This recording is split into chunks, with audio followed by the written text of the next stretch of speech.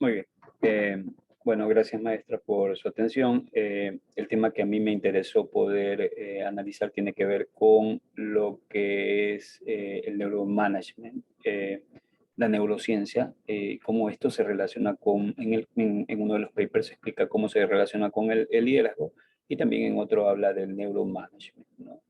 Eh, bueno, entonces se analizaron dos documentos que forman parte de la bibliografía que se nos asignó. El primero que es el aporte de la neurociencia al liderazgo en las acciones gerenciales de las organizaciones, cuya autora es Emilia Carusi, y también Neuromanagement y Neuroliderazgo, cómo se aplican los avances de las neurociencias en la conducción y gestión de organizaciones, y esto dado por uno de los quizás referentes de lo que es el neuromanagement, el neuromarketing, el doctor Néstor Braidot, que si no recuerdo mal es un autor argentino que tiene muchos libros escritos sobre este tema, sobre lo que es neurociencia, ¿no? Eh, bueno, entonces entramos a revisar estos temas. Puntualmente entrando primero explicando lo que es el liderazgo. Entonces, el liderazgo, ¿por qué su importancia? Es tan importante estudiar liderazgo como estudiar la misma historia de la humanidad, ¿no? El liderazgo básicamente lo ejerce una persona, es una incidencia de esta persona sobre grupos, sobre masas, sobre conglomerados. Está reconocido esa incidencia y justamente eso lleva a que los grupos se unan o unan su voluntad junto a objetivos para poder alcanzar y poder transformar en realidad esos objetivos. Y a esta persona que consigue esto se lo conoce generalmente como líder. Una definición más técnica la presenta Robin, donde justamente dice que el liderazgo es la capacidad de influir en un grupo para que consiga las metas que tienen estos grupos, ¿no?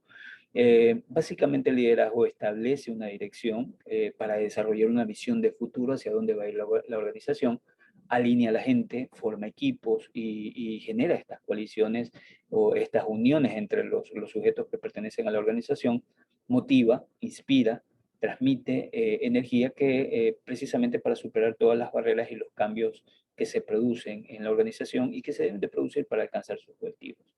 Eh, Desafíos del cambiante entorno impulsan a las organizaciones ya a buscar gerentes que cumplan no solamente con los procesos administrativos, sino que además tengan ciertas habilidades, como inspirar, como que inyecten entusiasmo, que sean dedicados, que regulen sus emociones, justamente para que aunan a todos alrededor de los objetivos que quiere alcanzar la organización o hacia los cuales quiere llegar la organización. El avance de la neurociencia y la neurociencia cognitiva ofrece conocimientos de enorme utilidad sobre el funcionamiento del cerebro, la red neuronal, lo cual ofrece una serie de oportunidades para desarrollar herramientas que mejoran la acción gerencial, ¿no? Braidot hace referencia en el 2008 de que el enorme campo de aplicación de la neurociencia en las áreas fundamentales de gestión y conducción de organizaciones trae consigo la creación de nuevas disciplinas, por lo que señala que se está transitando del liderazgo al neuroliderazgo. Eh, Arana, Arana menciona que el neuroliderazgo pone énfasis en el desarrollo de capacidades personales del cerebro y más que en el aprendizaje de los modelos externos de liderazgo y gestión que se han acuñado a lo largo de la historia como conocimiento acumulado. Entonces, esto es interesante porque se habla más del hecho de que justamente entender esas capacidades personales del cerebro, no tanto de la influencia de los modelos de liderazgo que existen y los modelos de gestión que existen, sino más bien entender esta capacidad del cerebro para poder generar estas acciones de liderazgo. Esto implica que las organizaciones deben ser dirigidas por líderes con habilidades neuronales que generen condiciones favorables en el ambiente de las instituciones justamente para alcanzar estos objetivos. Eh, y que no solamente tengan esto, sino que se sumen al resto de funciones cerebrales para desarrollar las máximas competencias en los equipos de trabajo que existen en una organización. ¿Cuál es la importancia de estas investigaciones que estamos analizando? Básicamente creo que contestan una pregunta principal, ¿no? Tratan de explicar cómo la neurociencia aporta al management, aporta al liderazgo, es decir, cuáles son los aportes de la neurociencia al liderazgo, al management, en la acción general de las organizaciones. Eso es lo que podría tenerse como sentido principal de estos dos trabajos. Existen referentes teóricos de la neurociencia y finalmente veamos también qué implica la neurociencia cognitiva. Entonces, referentes teóricos con relación a las neurociencias. Las neurociencias se han generado importantes descubrimientos, pero estos descubrimientos no solamente son de utilidad para un área específica, sino para diferentes áreas, ¿no? Como la medicina, la psicología, la educación, la economía, el management, el aprendizaje, el marketing, el mercado, el liderazgo, entre muchas otras, ¿no? Esto ha generado el surgimiento de nuevas tendencias, como por ejemplo, si vamos a la teoría al área administrativa, al área económica, al área gerencial, existen tendencias como el neuromanagement, el neuromarketing, la neuroeconomía, el neuroaprendizaje, la neuroeducación y el neuroliderazgo. Gales hace referencia a que las neurociencias estudian cómo el cerebro se organiza y reorganiza, siendo este órgano dinámico, moldeado en gran parte por la experiencia, las conductas, el entorno social, emocional y afectivo del ser humano. Braidot dice que las neurociencias nos permiten analizar los mecanismos físicos cerebrales que explican más eficientemente nuestras elecciones entre una decisión y otra, entre un camino y otro. Estos avances establecen una serie de herramientas y estrategias para repensar el liderazgo y las acciones que emprendan los gerentes dentro de una organización. La neurociencia aporta valiosos conocimientos acerca de cómo funciona el cerebro, cómo aprenden las personas, cómo estas personas también regulan sus emociones. Todo esto se traduce en nuevas metodologías, modelos y herramientas que pueden implementar las organizaciones justamente para poder alcanzar sus objetivos, ¿no? Y en ese camino se crean nuevas disciplinas como por ejemplo la neurociencia cognitiva. Braidot hace referencia a que la aplicación de la neurociencia cognitiva a la conducción de organizaciones permite acceder a nuevos campos de conocimientos para liderar mejor los equipos de trabajo, tomar mejores decisiones con un mayor grado de certeza, capacitar y formar a las personas en técnicas más eficaces, ¿no?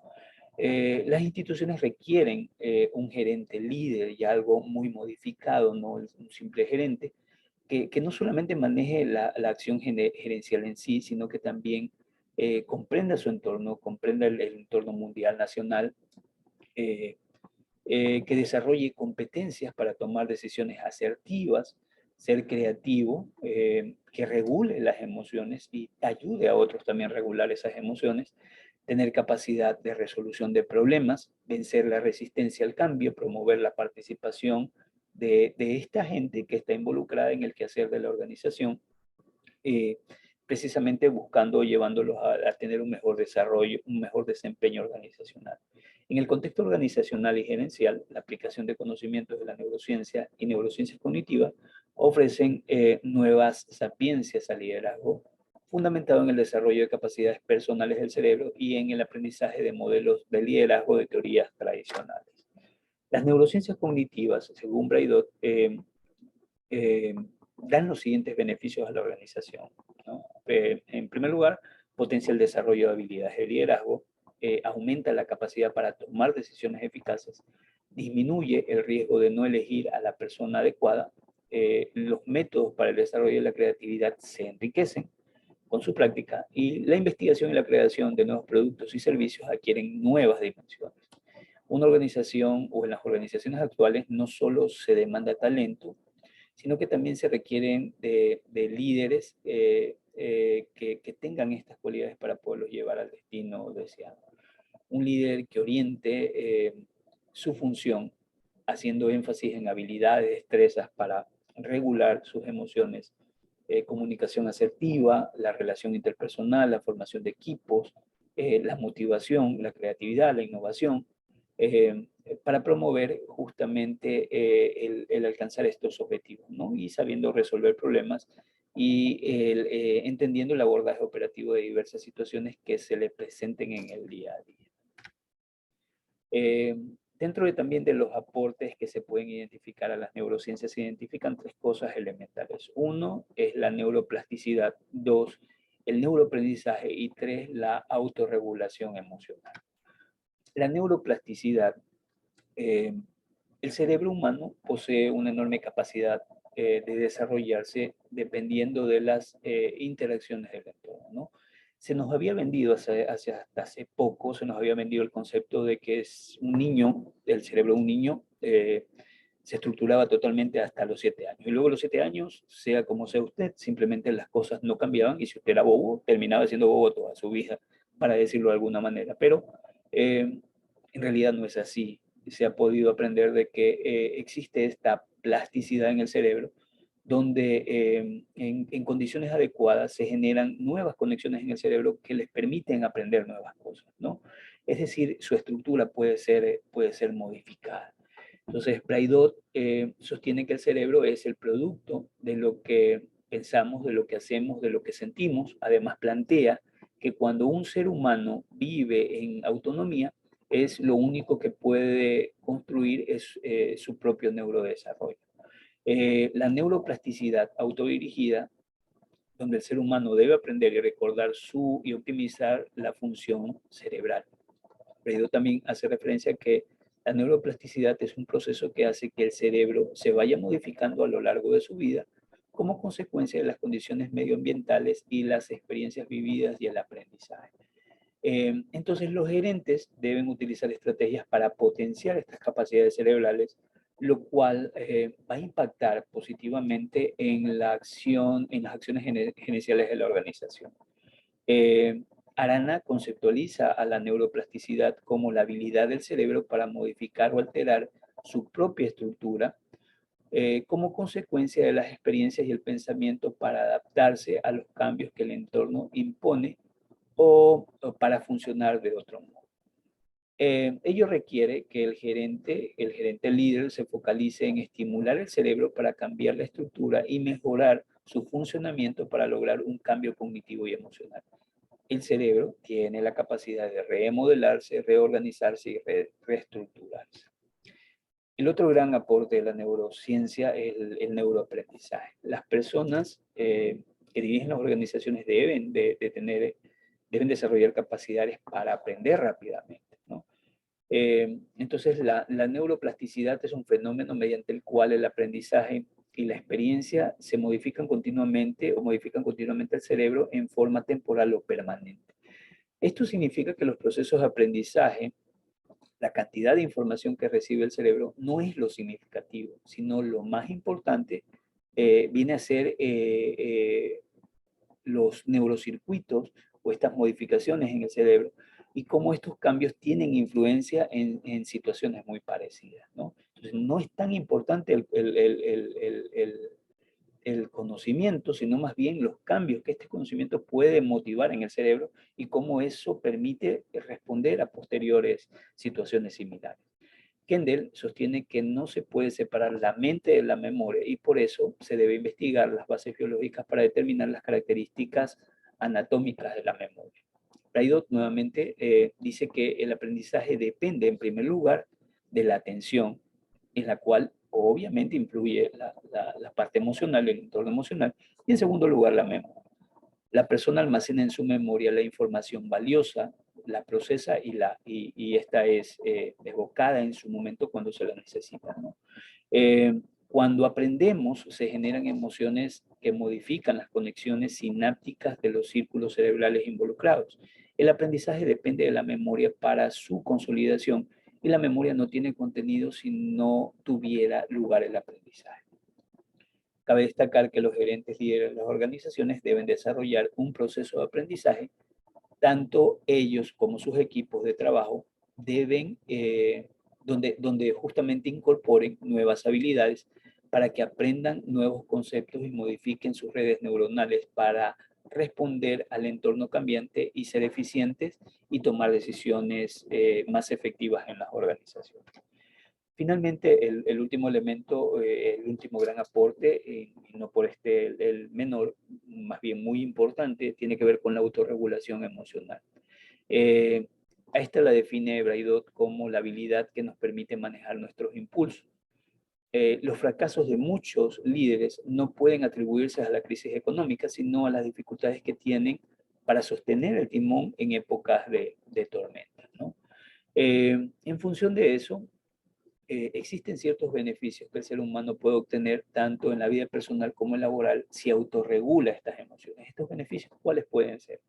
Liberar el pensamiento que impide concentrarse y aprender. Eh, Dos, potenciar la inteligencia y la creatividad e intuición. Otro más es permitir una mayor concentración y fijación de la información en la memoria. Disminuye la ansiedad y el riesgo del estrés, reduce el pánico escénico, mejora la integración cuerpo y mente, aumenta la autoestima y mejora las relaciones interpersonales. Cómo todo esto desemboca, en el neuroliderazgo. Entonces, la acción gerencial en las organizaciones no puede seguir utilizando las mismas estrategias y herramientas ancladas en las teorías tradicionales de liderazgo. Los cambios e incertidumbre de la sociedad actual exige nuevas reconceptualizaciones del liderazgo para que el gerente aplique nuevos enfoques de líder al talento humano con el neuroliderazgo. Braidot declara que uno de los valores nucleares del neuroliderazgo es la capacidad para decidir sobre la marcha, porque la velocidad con que cambian los escenarios de los negocios no permiten pausas o las permiten muy breves o simplemente no permiten ningún tipo de pausa, ¿no? Entonces todo cambia rápidamente. Pero también sostiene que en la medida que un líder potencia sus capacidades cerebrales individuales, se desarrollan también la de las organizaciones, de la organización en conjunto, ¿no? Por esa capacidad de incidencia sobre otros que tiene el líder. El neuroliderazgo, como un nuevo paradigma aplicado en la acción gerencial de las organizaciones, potencia la toma de decisiones, resolución de problemas, la fijación, la formación de equipos de trabajo, autorregula la autorregulación de las emociones de los líderes y facilita los procesos de cambio. Por lo que una organización es exitosa en la medida en que configura las interrelaciones de las redes neuronales de cada uno de los sujetos que hacen vida en la institución y a la vez todas ellas integran la organización. Esto era lo que quería compartir con ustedes con relación a eh, temas de neurociencia y relacionados con el liderazgo y el management.